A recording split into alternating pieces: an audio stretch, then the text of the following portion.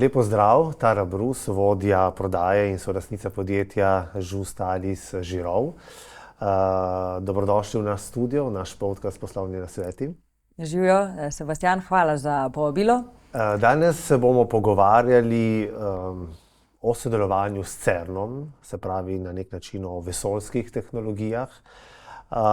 Slovenija bo v kratkem tudi postala polnopravna članica CERN-a in seveda smiselno bi bilo, da bi potem slovenska podjetja to polnopravno članstvo znala čim bolj izkoristiti, tako kot ste ga vi, vaše podjetje, ki praktično že nekaj let sodeluje s CERN-om. Pa mogoče začneva najprej na začetku z eno kratko predstavitvijo vašega podjetja. Obstajate od leta 1996, uspešno poslujete sicer že na tujem trgu, ukvarjate se z obdelavo kovin in varjenjem, pa mogoče če nam malce v štartu opišete, kaj je core business, se pravi osnovna dejavnost vašega podjetja. Podjetje Žustal je družinsko podjetje. Midva z bratom sva ga prevzela od očeta 2015. Tako da ukvarjamo se pa z obdelavo kovin in varjenjem. To pomeni, da imamo cence reskalne stroje, varilce, varjenje in pa žično erozijo. Večinoma sodelujemo z znanstveno industrijo, potem vesoljsko, avtomobilsko, farmacevtsko, pa še kakšno drugo industrijo bi lahko našli. Je pa CERN eden naših največjih referenc, seveda. Za njih izdelujemo razne izdelke po njihovih tehničnih risbah. Oni nam pošljejo tehnično dokumentacijo in dizajne za projekt, potem pa mi vse to izdelamo, kar si želijo, sestavimo tudi, če želijo, in pošljemo njim na kontrolo in potem v prodajo. Imamo certificirane varilce in imamo tudi ISO certifikat kakovosti 9001. Potem izdelujemo razne izdelke iz vseh materialov, bi lahko rekla, od inkonela, titana, železa, nerjavečega jekla, aluminija, plastike in tako dalje. Nam je pa sodelovanje s CERN-om še vseeno odprlo veliko priložnosti novih, naprimer v farmacevtski industriji, pa vesoljski tudi. Zelo radi sodelujemo z njimi, ker imamo radi izzive v podjetju. Tudi naši sodelavci imajo zelo radi izzive, tako da... Vse te stvari se bova dotaknila veliko podrobneje, tudi kasneje v pogovoru. Mogoče bi ostal samo še pri tem začetku, pri predstavitvi podjetja. Zdaj, ko nekdo pomisli na varjenje, obdelovanje kovin, verjetno pač samo se mu prikaže tisti človeček s tisto masko, ko nekaj počne v nekem, bom rekel, takem bolj umazanem okolju. Zdaj si predstavljam, da nekdo, kot vi, ki delate za eno tako znamko, kot je CERN, za enega takega naročnika, je to verjetno čisto drugačno okolje, kot ga imam jaz v glavi. Mora biti verjetno neki posebni stroji, ki izdelujejo, bom rekel, te materiale oziroma te izdelke, ki jih potem CERN uporabi. Ali se motim? Mogoče, če malce greva... Po svoje imate prav. Seveda moramo imeti vsaj 5-osni stroj, reskalni stroj, ki je visokotehnološki stroj. Dela se, seveda okolje mora biti čisto, samo zaradi prahu.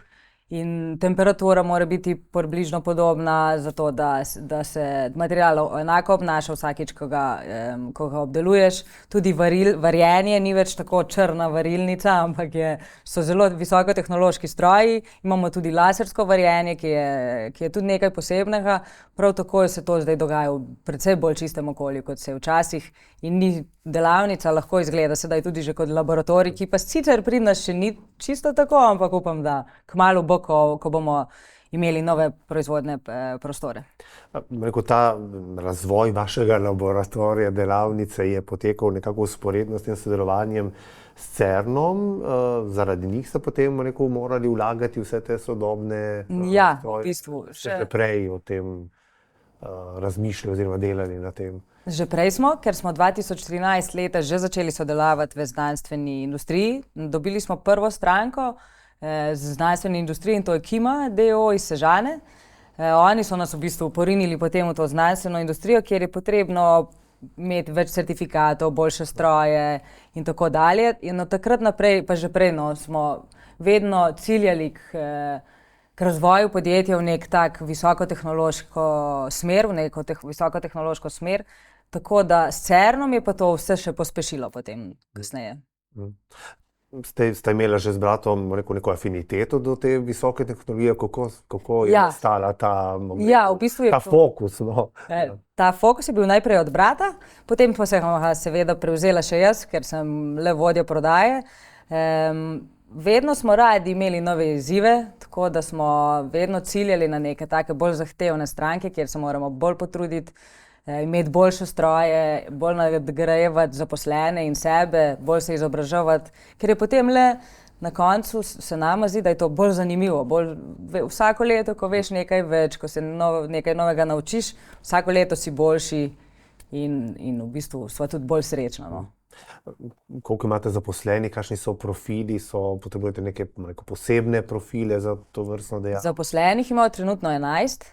V bistvu večinoma ali strojno fakulteto ali pa srednjo strojno šolo so vsi, tako da doktorjev zaenkrat nimamo, ker imajo dovolj znanja že tudi s faksi in pa srednjimi šolami. Sva pa ponavadi želiva si, da ga v podjetju zaposlenega navadimo novih znanj in da se navadi naših procesov, kako mi delamo v podjetju, tako da zelo rada zaposlujeva mlajše, tam od 20 do 25, da potem rasejo skupaj s podjetjem. V tej fazi, če razumem, še ne razvijate sami, ne? Recimo, ko ste prej omenili sodelovanje s CERN-om, oni v bistvu vam že pošljajo načrte, vse vi v bistvu samo izdelate. Tako je, mi v bistvu za CERN samo izdelamo, imamo pa z bratom še eno startup podjetje, kjer pa smo sami razvili dirkalni simulator in to je pa staro podjetje 3 leta, startup podjetje. Začela sva z razvojem, oziroma z idejo smo začeli 5 let nazaj, potem pa, ko smo odprli podjetje 3 leta nazaj, smo razvili ta simulator dirkanja, ki se ga uporablja predvsem za vožnjo ali za zabavo ali pa za v bistvu prakso oziroma trening profesionalnih dirkačev. Tako da večinoma kupcev naših so profesionalni dirkači, eden od njih je tudi Miša Čarudin, ki je zelo slaven dirkač na Nürburgringu, že tam imamo tudi simulator, tako da tudi tam pa razvijamo druge izdelke. Tako da se v bistvu te dva podjetja še vsem tudi prepletata, ker eden razvija, drug izdeluje in je pa povsod zelo pestro v obeh.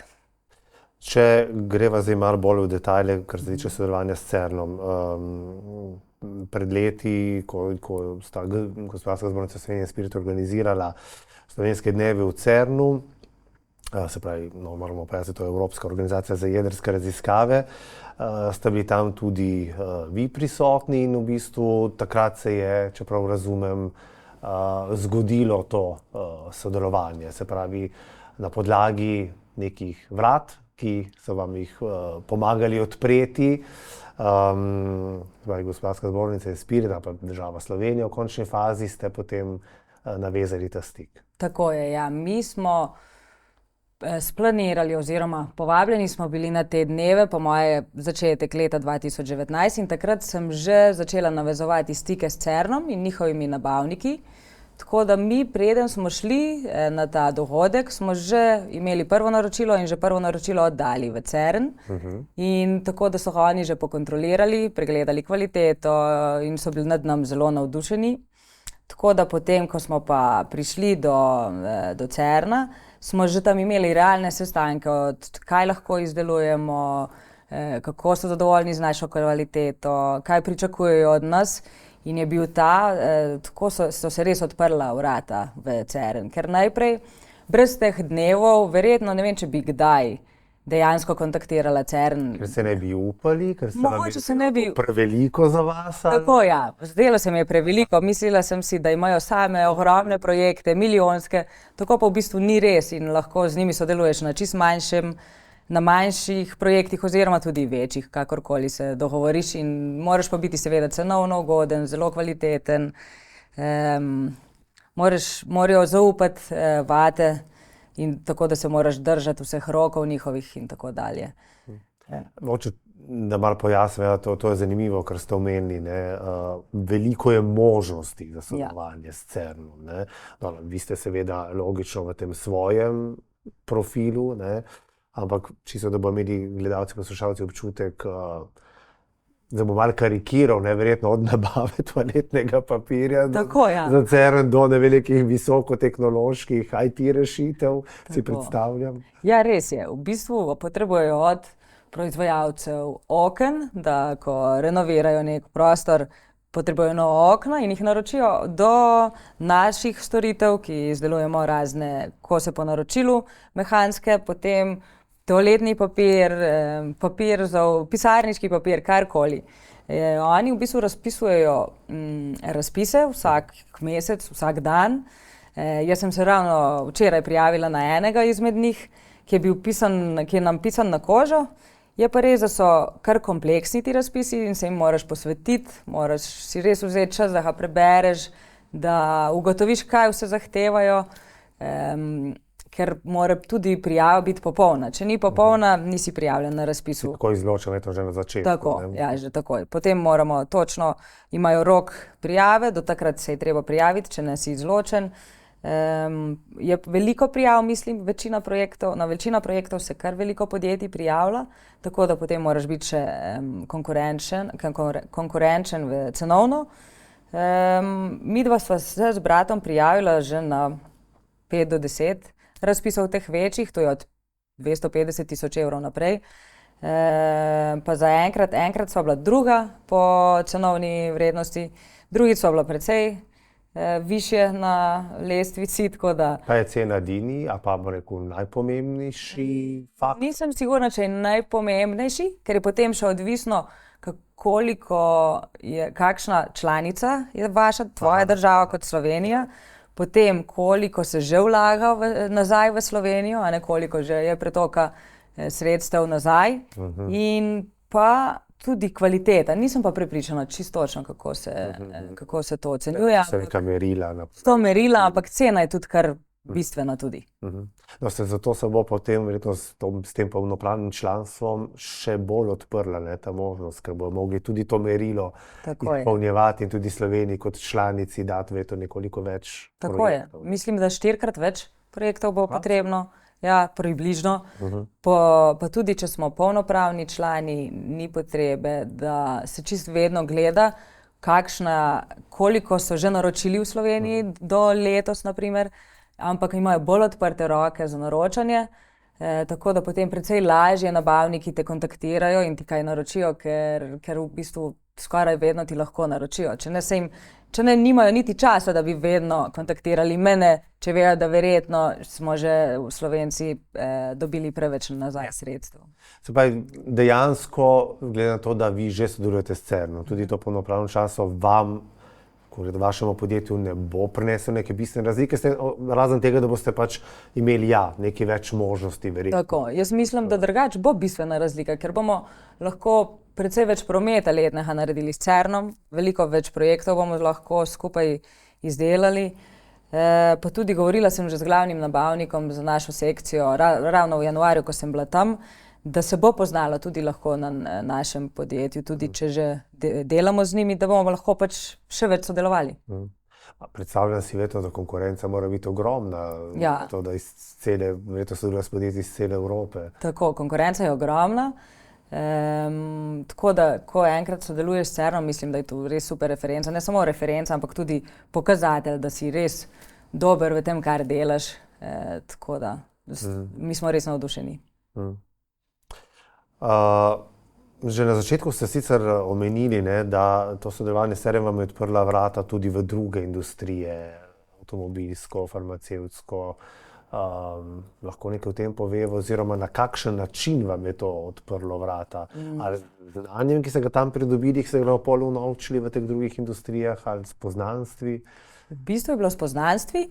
Odprlo nam je vrata predvsem v vesoljsko industrijo, pa farmacevtsko, avtomobilsko smo že prej kar obvladali, ampak tam, če hočeš sodelovati s CERN-om, obstaja portal za CERN, kjer se mora tvoje podjetje vpisati in so tam glavni tvoji podatki, kako kontaktirati naše podjetje in druge stvari.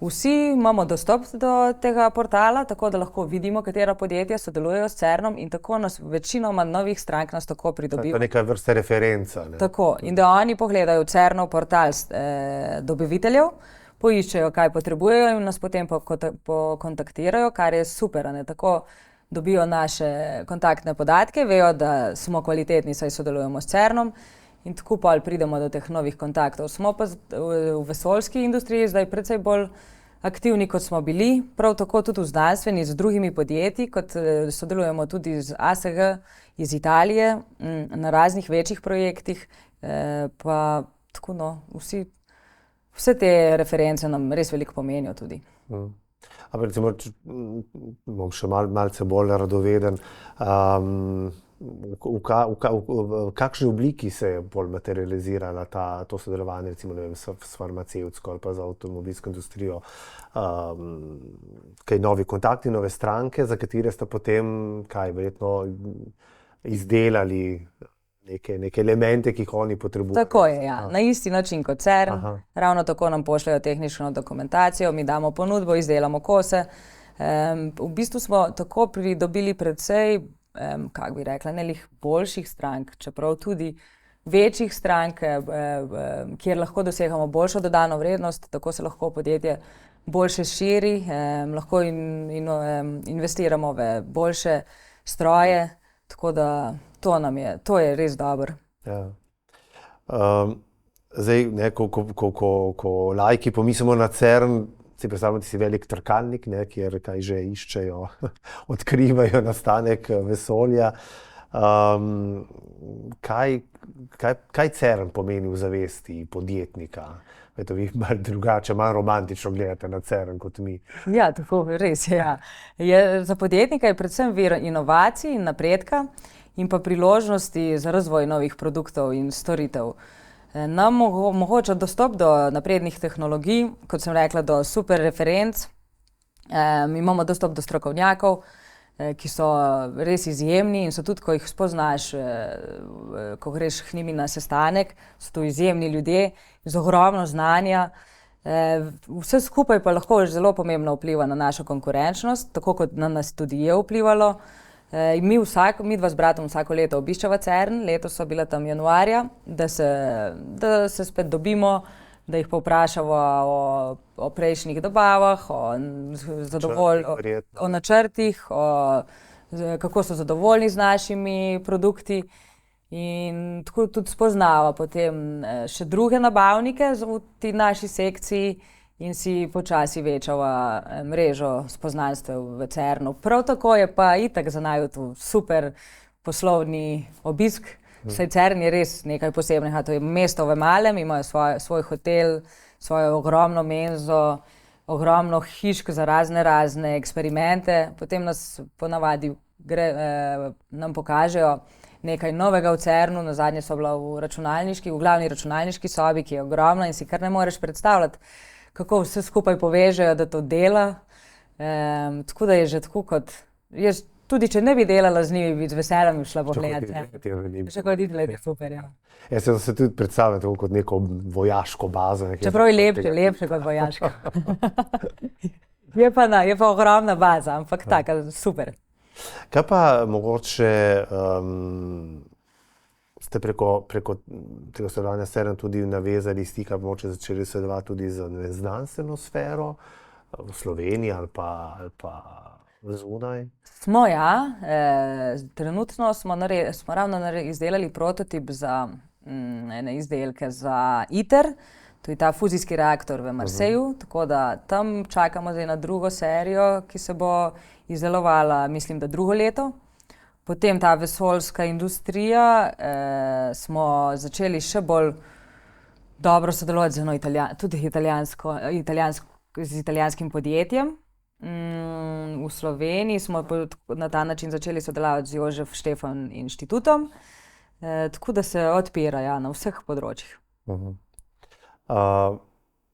Se vam zdi, verjetno se pogovarjate tudi s kolegi v Sloveniji, z drugimi podjetniki, se vam zdi, da znajo izkoristiti to sodelovanje oziroma to skoraj da polnopravno članstvo Slovenije v CERN-u, ali kje so zadržki, strahovi? Jaz mislim, da da ne znajo, mogoče nimajo volje, ker je predvsej dela s tem, ni pa še vseeno toliko, da ne bi šel v to.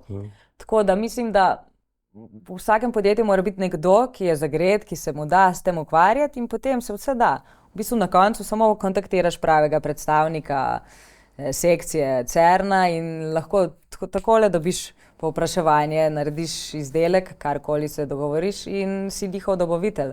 Tako da jaz mislim, da bi mogoče lahko bilo več teh dnevov v CERN-u, da bi jih opogumilo, da bi šli na to in dobili stike s CERN-om, ker je to le na koncu gledano, bi lahko rekli, da je to eno podjetje, s katerim sodelujemo. Če pa rekli ste, ti razpisi so zelo kompleksni, zdaj za mala podjetja je to verjetno tudi težava. Je, seveda. Pač imaš resursov mogoče, mogoče bi tukaj vendarle morala država kaj pomagati v smislu neke pomoči podjetjem ko pač se prijavljajo na razne razpise. Tako, ja. To bi bilo super. Jaz, na primer, tudi mi smo manjše podjetje, tako da, ampak sem jaz se že pred razpisi temi v bistvu prijavljala na razpise za nepovratna sredstva ali pa za kredite. Tako da mi je to vedno šlo še kar dobro od rok, pa potem, ko enkrat se prijaviš, že poznaš, kako se prijavljati in ti vse skupaj potem laže in vsaka prijava ti vzame manj ur. Tako da jaz mislim, da to bi bilo super, če bi država, na primer, pomagala, imela neko pisarno, ki bi pomagala s prijavami na CERN razpise, to bi bilo super. Potem mogoče kakšna promocija teh razpisov tudi, kje se pogleda, kakšni so razpisi, ker smo tudi toliko različnih sekcij za gradbeno podjetje, za mehansko obdelavo kovin. V bistvu bi mogli tudi tu malo ločiti, da bi potem lažje videl, kateri razpis je zate. Mi da se danes sicer večinoma pogovarjajo o CERN-u, ampak verjetno obstajajo še druge priložnosti tam zunaj. Vemo, da recimo konkretno pri vesoljski industriji se marsikaj zadnje čase premika. Kje vidite, više priložnosti za vaše podjetje? Jaz vidim lih tale ITER, fuzijski reaktor, ki se gradi, ki se bo gradil še naslednjih 10 let, pa tudi druge institucije, ki se trenutno gradijo. Potem je polno institucij že v Evropi, kot je XFEL, to je European X-ray Institute, ali ne vem, če sem tole čisto točno prav povedala. Pa tudi drugi inštituti, da jih počasi kontaktiram in da začnemo sodelovati z njimi. Vendar pa, kot sem rekla, je precej dela in moram po korakih vse to, ker sem jaz zaposlena za te stvari v podjetju, rešujem to po korakih, ne morem vse hkrati. Lani, ko smo se srečali v Planici, smo imeli tudi eno podobno razpravo o internacionalizaciji in pač sodelovanju podjetij s takimi inštituti, kot je CERN in podobno. Ste navedli, da naj bi kmalu vaš izdelek poletel tudi v vesolje. Zakaj je šlo točno in je potem poletel v vesolje? Mislim, da je. V bistvu smo ta projekt pa izdelujemo za podjetje Skylabs, to je podjetje, ki se ukvarja ki je v vesoljski industriji, slovensko podjetje iz Maribora. In za njih izdelujemo neke visokotehnološke izdelke iz aluminija.